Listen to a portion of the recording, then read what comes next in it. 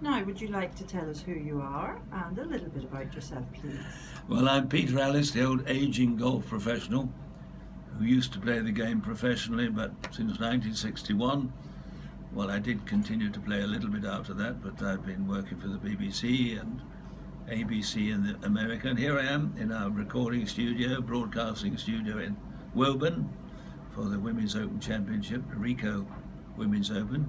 In the background here, Andrew Cotter preparing for his opening ceremony, for the opening ceremonies at this year's Olympic Games down in Rio. And I'm here because of my dear friend Maureen, who is very persuasive. Hello. Well, Peter, welcome. Who or what have been the biggest influences in your career? This is a very difficult question for me because I come from a different generation. People who go into sport now all say immediately, if they've got talent, I wanted to be the best, I want to be the best, I'm going to be the best. That was not the case when I was a boy. If you had some talent, you could go into that profession with in the hope that you would make a living. And if you were good enough, in my case golf, maybe you might play in the Ryder Cup once or twice. I managed to do it 8 times. Then you could possibly apply for a better job when your playing days ended and you became a club professional. Those days have gone now. The club professional and the tournament professional are like 2 different animals. So I wasn't influenced. I had no heroes. There were no heroes in those days. Sounds ridiculous now, but there were no actual heroes as such. But I was brought up with people like Henry Cotton, Alfred Paget, Reggie Whitcomb, Bobby Locke, and so on. Peter Thompson's a contemporary of mine. We've been friends since 1954. So it's a different world. So it was just the game of golf and many amateurs, club members, who influenced my life. Now, what's been your most memorable moment so far in the game? Oh, I think a couple of Ryder Cup matches I had. I was always very nervous in Ryder Cups. I didn't start off doing too well, but then I became, I suppose, more used to it, less afraid, and I had a very good Ryder Cup record at the end of the day. Matches against Arnold Palmer, which were terrific, and the big boys of the day. I enjoyed that. A couple of victories, winning 3 Open Championships in the space of 3 weeks. Italy, Spain, and Portugal. Never be done again because they don't play those events together now. That was 1958. Moments in golf, and then of course getting married, having children, paying off your mortgage, all sorts of things that become important in your life as years go by.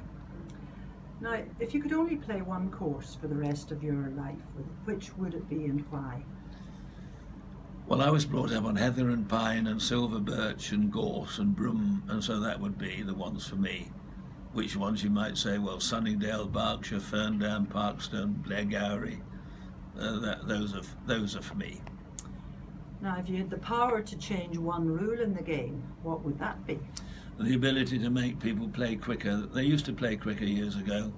It's hard to believe now, but when Bobby Locke, the great South African, was in his prime, players did not wish to play with him in competitions because he took 2 hours and 50 to 3 hours to get round the course in a 2-ball.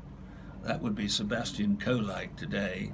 When you think he took the gallery with him, the galleries were allowed on the fairway, so he had to get through them to get to his second shot, through them again to get onto the green, through them to get off the green, through them again to get onto the next tee. So it was all very, very, very, very slow, and it still only took 2 hours 50 minutes. So I'd like them to play it, enjoy it, and it's possible if they didn't faff about, but nothing will change. Nothing. The officials will do unless the players decide to change themselves. But what would you do to speed it up? Just get the players to... If each player could save a minute a hole, each player in a 3-ball, that's an hour and a half, or nearly 2 hours, so you've cracked it. You don't have to be a genius to work that out. So I was going to ask you what annoys you on a golf course. Maybe it's the same answer, is it? Well, that's what I don't play now, so it doesn't really bother me, but I'm amazed at the people who say they enjoy it, but they love golf, but they never go for a lesson. They never seem to want to get better. They don't know the etiquette or many of the rules. Well, I understand that. The man who shouts, "Get in the hole," I'd like to strangle him and all his offsprings. But apart from that, I'm very placid. So what non-golfing achievement are you most proud of? Non-golfing achievement? Oh, I don't have many of those. I can't swim. I've never been on a horse. I've never played football. Being able to sit under a tree enjoying a glass of Sauvignon Blanc and waffling away to some good companions. The ability to think quickly. I'm very observant. I'd have made a hell of a detective. Those midsummer murders would have been solved in the blink of an eye. Well, we've got Andrew in the background there, beavering away for the Olympics. What would be, in your opinion, a good format for Olympic golf? Well, I wouldn't have voted for Olympic golf. Now, they'll be horrified. I wouldn't have voted for it. I don't particularly like the format. I think it's an amateur thing.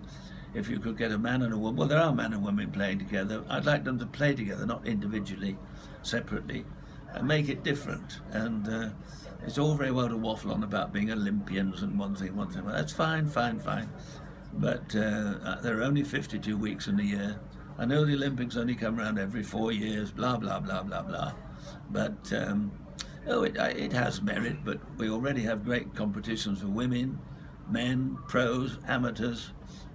Enough is enough. But if it works and it encourages people in China, Africa, India to take up the game and play, that's fine. To me, it is what it is. Now, Peter, finally, who's the greatest player you've ever played with? Greatest player I ever played with? Well, that's difficult because you can't split up times in history. I think the most skillful players, without any doubt, were those who played between 1900 and 1930. Why? How? Well, you look at the tools they had. The golf balls weren't round. The golf courses were there. The championship courses. They did not rate the bunkers consistently until the early 1930s, and they went round in 72. The wind blew and the rain rained, and they did all those sort of magical things. The first really exciting player I saw, I'd heard about Walter Hagen from my father, but Arnold Palmer, Sam Snead was brilliant, and of course Seve was brilliant. But the best player, in my opinion, is Jack Nicklaus. In his time, Tiger Woods was head and shoulders above people around him. He had a few hard competitors, but he was Gulliver, and the rest were Lilliputians. But someone else will come along. Every sort of 20 years, a genius comes along. I've been fortunate enough to see maybe 20 of them. I'd like to live a bit longer. Might find another one. Well, Peter, thank you so much.